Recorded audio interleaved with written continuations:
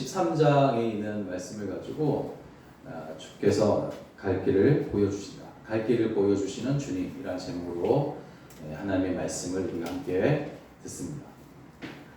이창훈이라는 그런 아나운서가 있는데 이 사람은 한국 방송 최초로 장애인 아나운서가 된 사람입니다.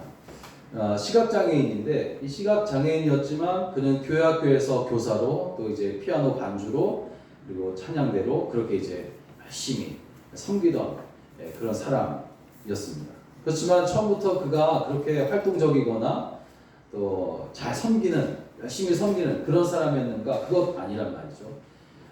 아무것도 할 수 없는 자기의 모습이 너무나 절망스러워서 낙심할 때가 너무나 많았다는 거예요. 그런데 그럴 때마다 그의 어머니가 그를 위해서 기도했고 또 그 아들에게 너는 하나님의 자녀다. 사람들은 볼 수 없기 때문에 도전하는 것이 아니라 못하는 것이 아니라 두려워하기 때문에 못하는 것이니 두려워하지 말고 용기 있게 살아야 된다. 하나님께서 너희 앞길을 이끌어 주실 거고 보여주실 것이다. 이렇게 이제 격려를 하게 됩니다. 그래서 2007년 이제 KBS 그 장애인 아나운서 앵커 선발 공모를 듣게 된 그는 이제 거기에 이제 응모하게 되고 합격을 하게 됩니다. 그리고 그 위에 그는 사람들에게 이런 이야기를 하게 되는데 여러분 하나님을 만나려면 한 발짝 앞으로 나아가야 합니다. 그렇게 움직이고 그렇게 계속해서 도전하게 될 때에 하나님께서 그 길 위에서 인도해 주시고 또 만나 주십니다. 그리고 그런 과정을 통해서 하나님께서 섭리하십니다. 이제 이렇게 이야기를 합니다.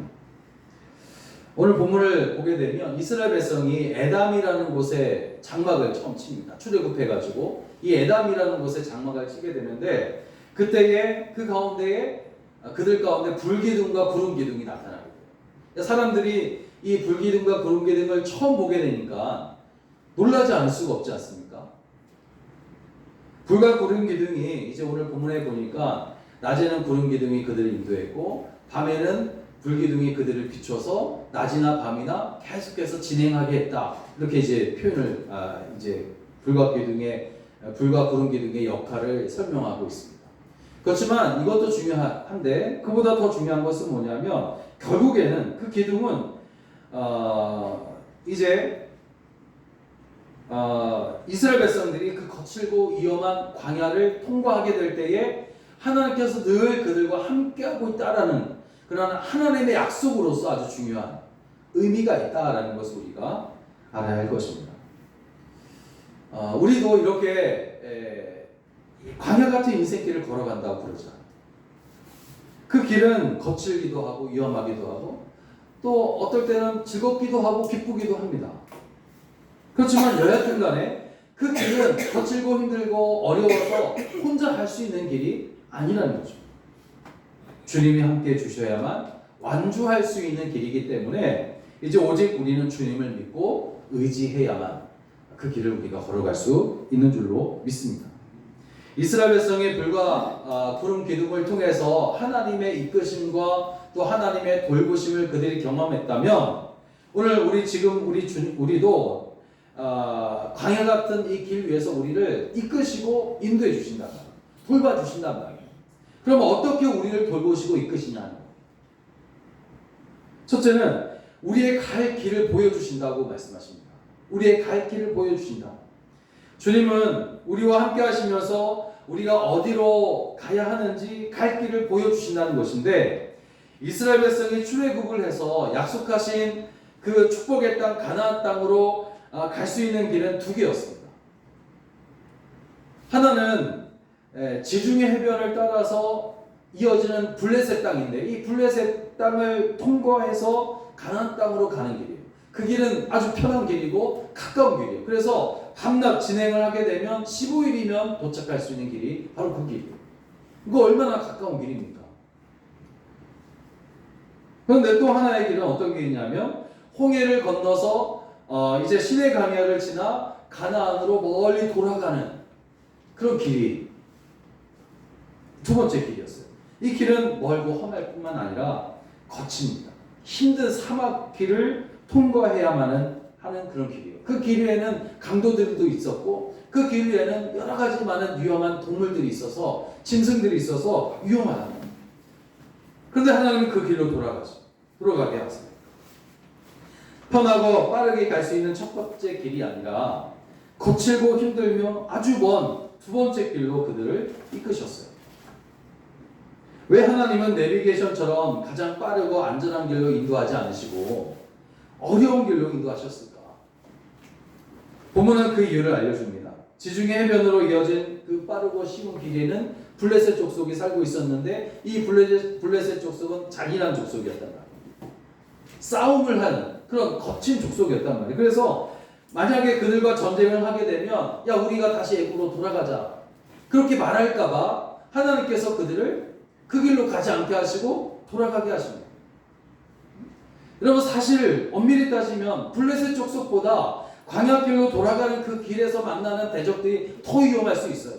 그럼에도 불구하고 하나님은 그 블레셋 족속이 있는 그 길로 가지 않게 하시고 가지 못하게 하시고 먼 길로 돌아가게 하시는 것을 볼 수가 있습니다.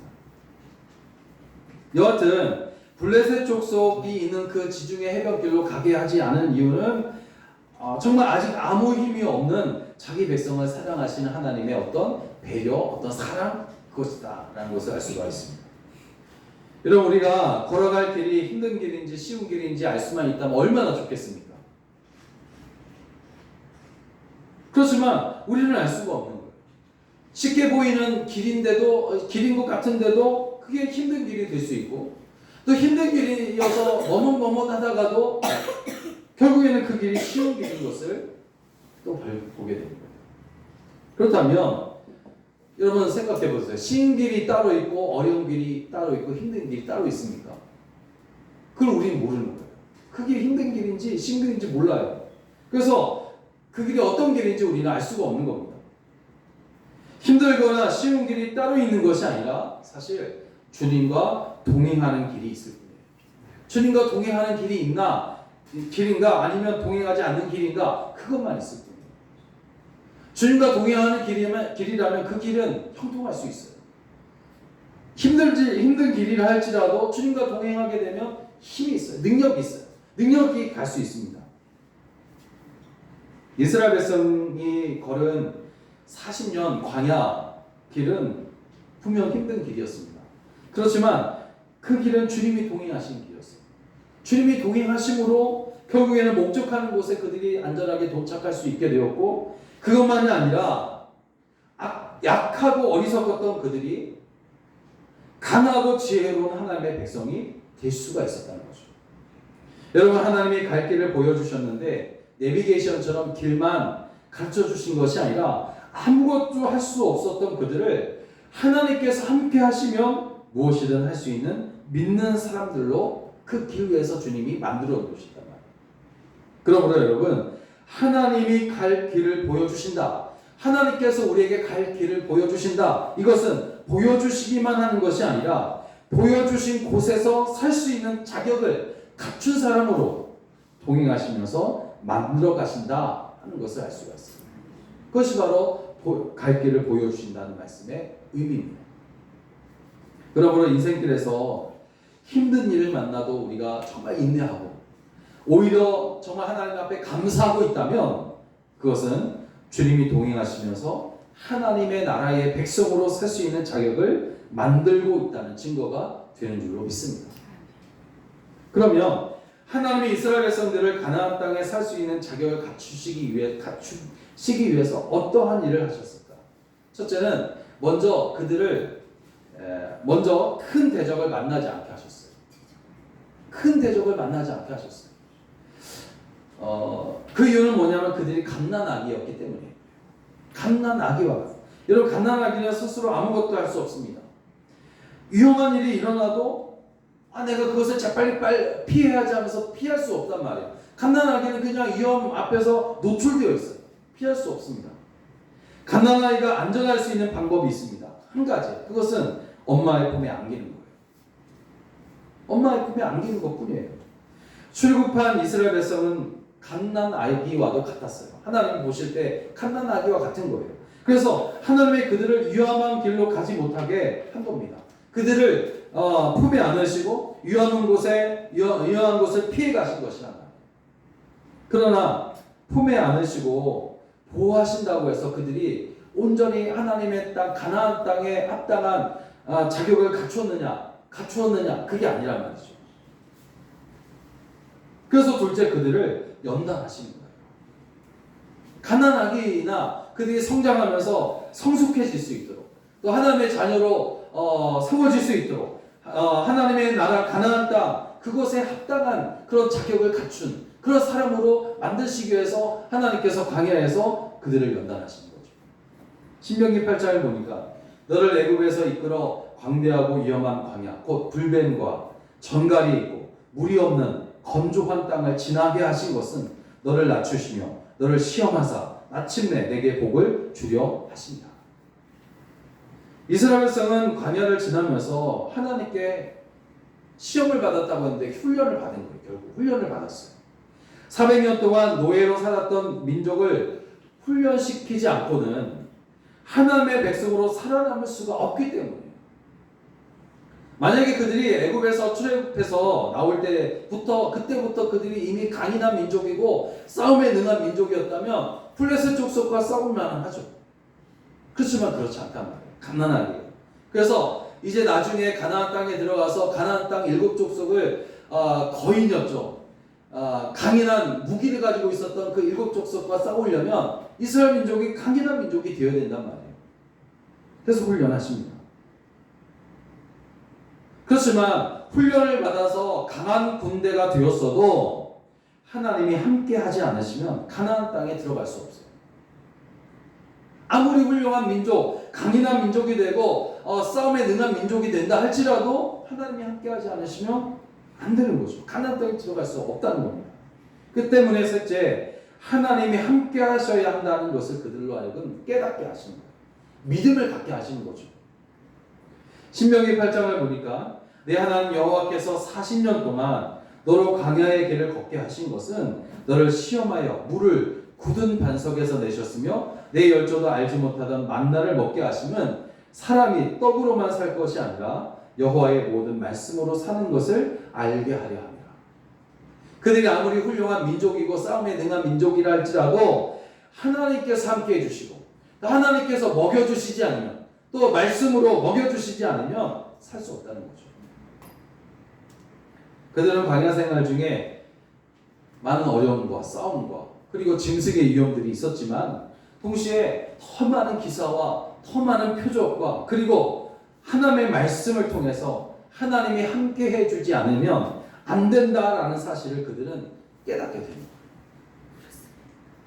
그렇게 그들은 하나님이 약속하신 축복의 땅에서 살 수 있는 자격을 갖추게 된 줄로 믿습니다. 여러분, 주님이 우리의 갈 길을 보여주신다라는 것은 안내만 해주시는 것이 아니에요. 안내만 해주시는 것이 아닙니다. 동행하시면서 우리를 책임져 주신다는 거예요. 우리를 강인한 사람으로 만들어 주신다는 거예요. 더 나아가서 하나님의 나라의 백성으로 합당한 자녀로 만들어 가신다는 것이에요. 어떻게 만들어 가신다고 했습니까?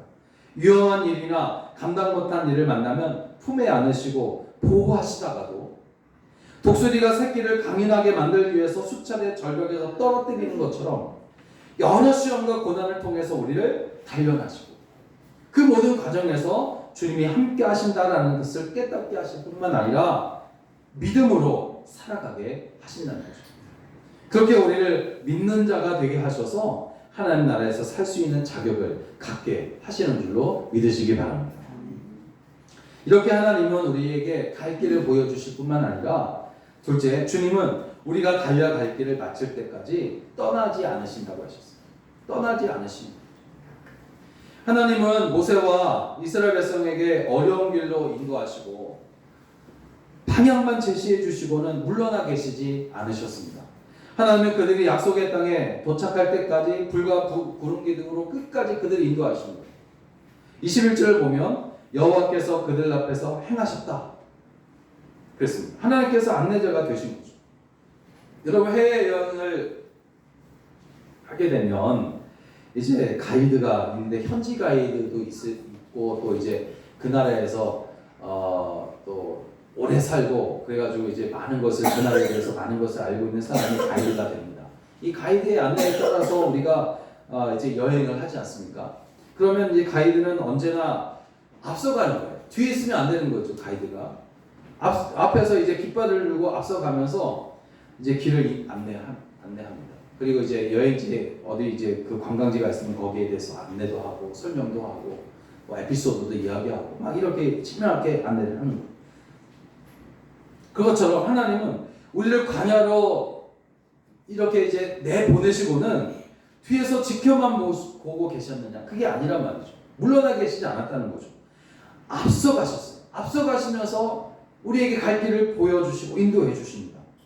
그리고 주님이 앞장서시는 이유는 우리는 모르지만 주님은 아시기 때문에. 여러분, 인생은 언제나 초행길이다 그런 말을 하지 않습니까?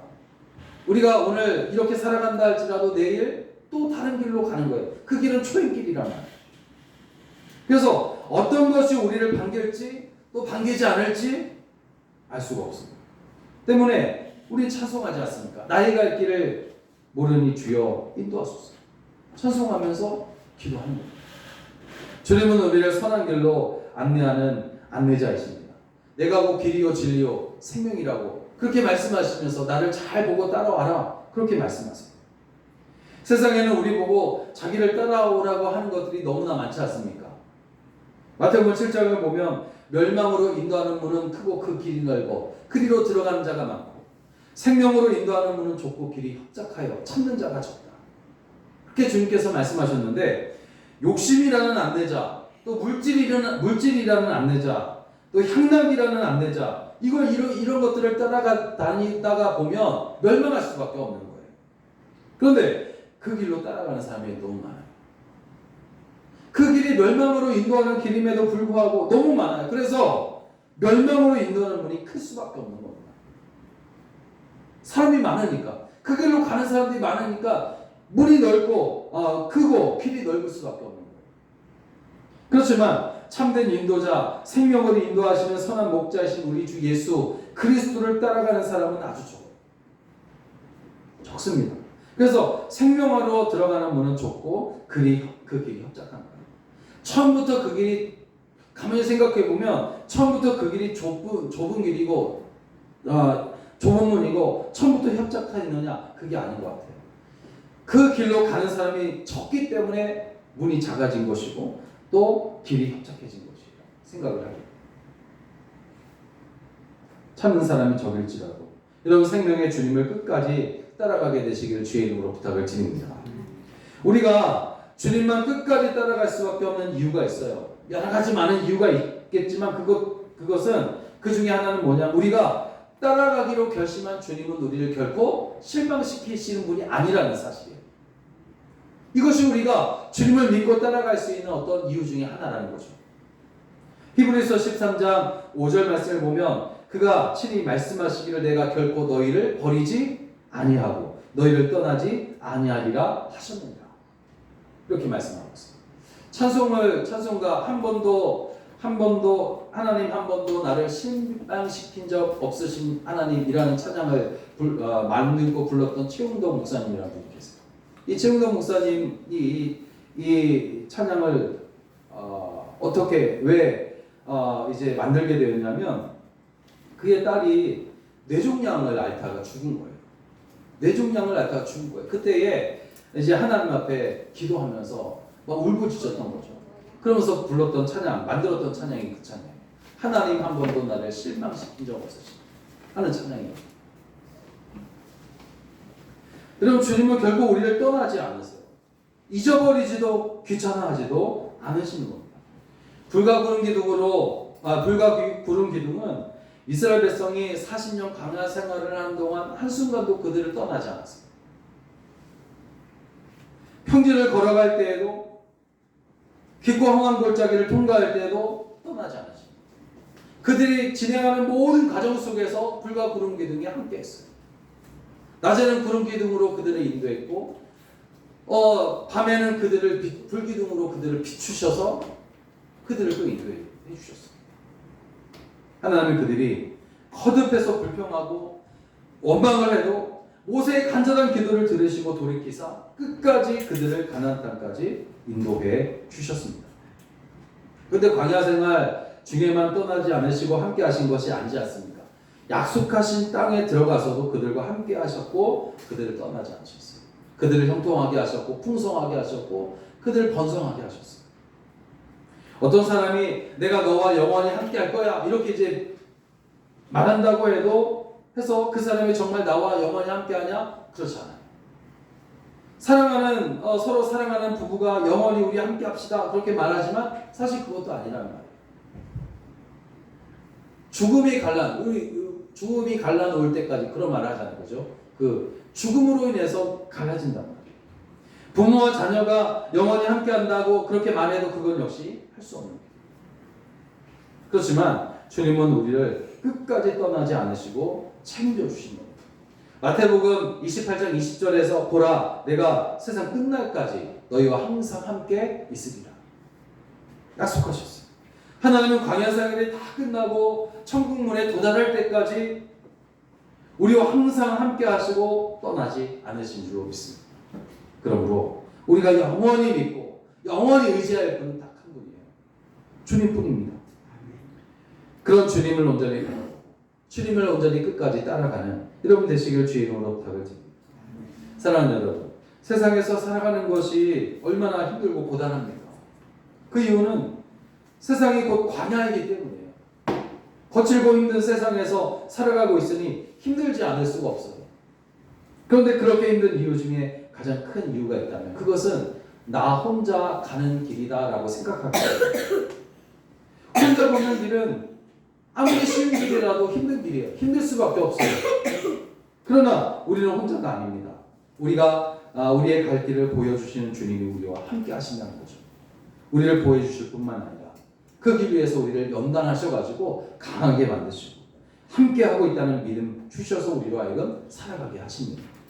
그리고 영원히 우리를 떠나지 않으시고 그것을 끝까지 하십니다. 그러므로 다시 여러분 우리의 갈 길을 보여주시는 주님과 함께 무슨 일을 만나든지 믿음으로 여러분 승리하게 되시기를 주의 이름으로 간절히 부탁을 드립니다. 기도하겠습니다. 귀하신 주님 은혜를 감사합니다.